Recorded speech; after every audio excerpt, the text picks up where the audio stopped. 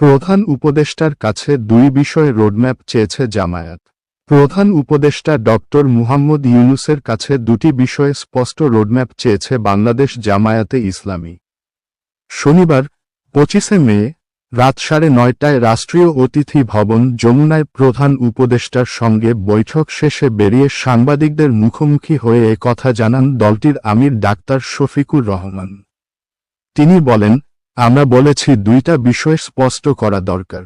এর মধ্যে একটা বিষয়, নির্বাচনটা কখন হবে। আপনি যে সময়সীমা দিয়েছেন, এর ভেতরেই জনগণের কোনো বড় ধরনের ভোগান্তি না হয়ে একটা কমফোর্টেবল টাইমে নির্বাচনটা হওয়া দরকার। 2 নম্বর, আমরা বলেছি এই নির্বাচনের আগে অবশ্যই সংস্কার এবং বিচারের কিছু দৃশ্যমান প্রক্রিয়া জনগণের সামনে আসতে হবে।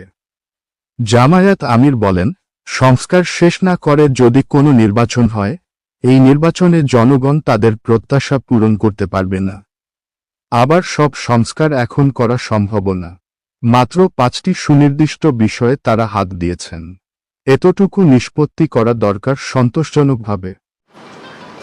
প্রধান উপদেষ্টা ইতিমধ্যে কয়েকবার তিনি বলেছেন নির্বাচন তিনি দিতে চান এই বছরের ডিসেম্বর থেকে শুরু করে আগামী বছরের জুনের মধ্যবর্তী কোনো এক সময়, কিন্তু তিনি সুনির্দিষ্ট কোনো রোডম্যাপ দেননি, কোনো মাস সপ্তাহ তিনি ঘোষণা করেননি। এটাকে কেন্দ্র করে বিভিন্ন ধরনের দাবি এই নির্বাচনের রোডম্যাপের ব্যাপারে আছে। আমাদেরও কিছু রিকমেন্ডেশন ছিল,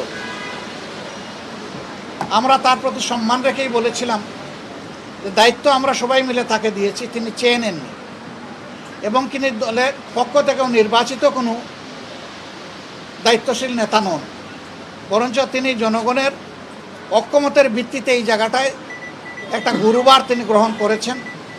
তাকে আমরা তার সম্মান বজায় রেখে দেশের স্বার্থটা তিনি দেখবেন, সেটা আমরা সবসময় বলে আসছি।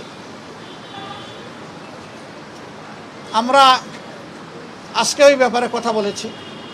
আমরা বলেছি দুইটা বিষয় স্পষ্ট করা দরকার।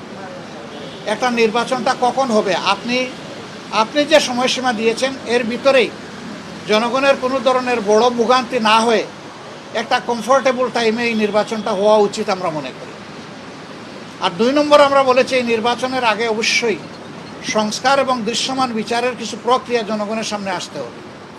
সংস্কার শেষ না করে যদি কোনো নির্বাচন হয়, এই নির্বাচনে জনগণ তাদের প্রত্যাশা পূরণ করতে পারবে না। আবার সব সংস্কার এই সরকারের পক্ষে করা সম্ভব না।